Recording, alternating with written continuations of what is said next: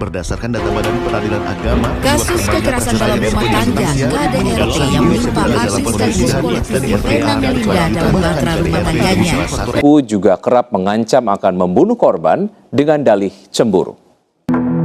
Tengah viral di media sosial, kamera pengawas merekam seorang suami menganiaya istri sirinya di sebuah tempat cuci baju di Kota Bekasi, Jawa Barat.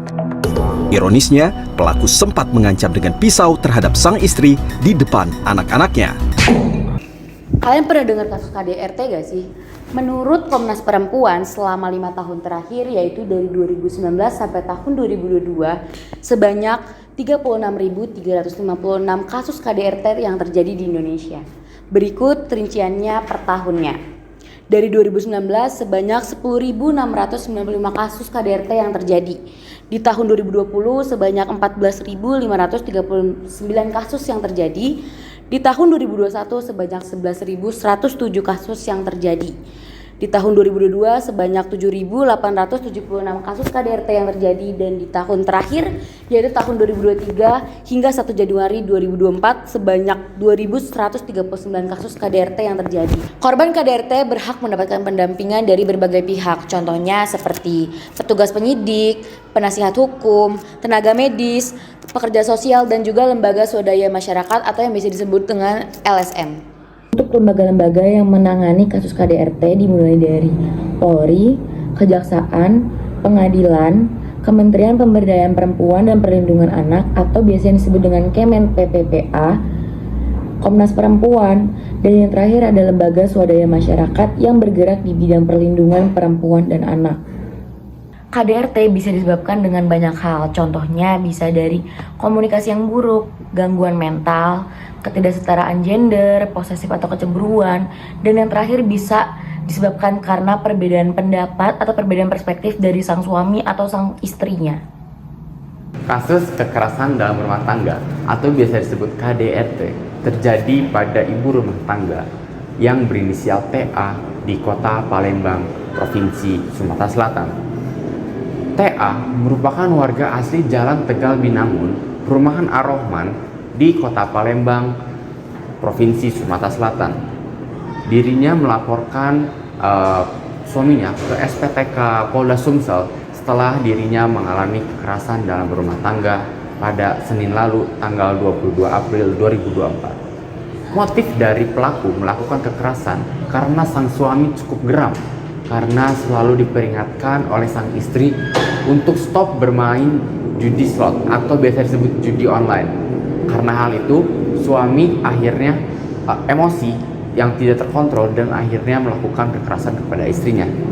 Nah, menurut penuturan dari sang korban, dirinya sudah menegur dari sejak subuh sebelumnya hingga jam 3 sore merupakan puncak di mana sang suami mulai geram atau emosi karena terus-menerus diingatkan oleh sang istri untuk stop bermain judi online. Saat itu juga sang istri diperlakukan keras oleh sang suami. Tidak hanya dari situ, sang korban juga sempat menegur suami yang hendak minggat dari rumah dan membawa uang 450.000 yang dimana uang tersebut merupakan cicilan motor yang akan dipakai judi online oleh sang suami.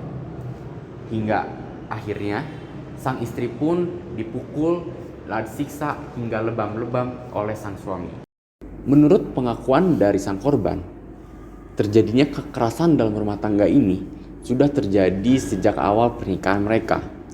Dan perlakuan permainan judi online dari sang suami sudah dilakukan sejak 1 tahun terakhir. Dan kekerasan itu terus-menerus terjadi hingga saat kemarin. Nah, ia juga menuturkan bahwa sang pelaku merupakan pegawai dari perusahaan yang bergerak di bidang pariwisata atau travel. Nah, sementara hingga berita ini diturunkan, pelaku penganiayaan masih dalam pengejaran polisi. Dan sang korban, TA, kini berharap atau hanya berdoa untuk sang suami atau sang pelaku itu dapat menyerahkan dirinya ke polisi agar tidak terjadi lagi kasus-kasus kekerasan lagi di masa depan nanti. Standpoint teori atau yang bisa kita sebut sebagai teori sudut pandang adalah teori yang berfokus pada bagaimana keadaan kehidupan individu mempengaruhi bagaimana individu memahami dan juga membangun dunia sosial. Titik awal untuk memahami pengalaman, bukan kondisi sosial, ekspektasi peran, ataupun definisi yang dihasilkan, melainkan cara-cara khusus individu untuk membangun kondisi dan juga pengalaman mereka di dalamnya. Dari penjelasan teori tadi, kita dapat mengaitkannya dengan kasus yang kita bahas kali ini, yang dapat dilihat dari sikap atau perilaku sang pelaku yang selalu menunjukkan kalau dia ini merasa kesal dan juga geram terhadap istrinya yang kerap kali menegurnya karena dia kecanduan judi online. Mungkin dari sudut pandang sang suami, melakukan judi online ini adalah salah satu cara untuk mencari nafkah dan juga menafkahi keluarganya. Akan tetapi dari sudut pandang sang istri, ini adalah salah satu cara yang salah untuk mencari nafkah. Karena menurut keterangan sang istri, ini akan menjadi bumerang bagi keluarganya yang dimana akan berdampak buruk terhadap ekonomi keluarganya. Maka dari itu, sang istri selalu mengingatkan atau menegur sang suami untuk tidak kecanduan judi online. Dan dari situlah terjadinya permasalahan KDRT.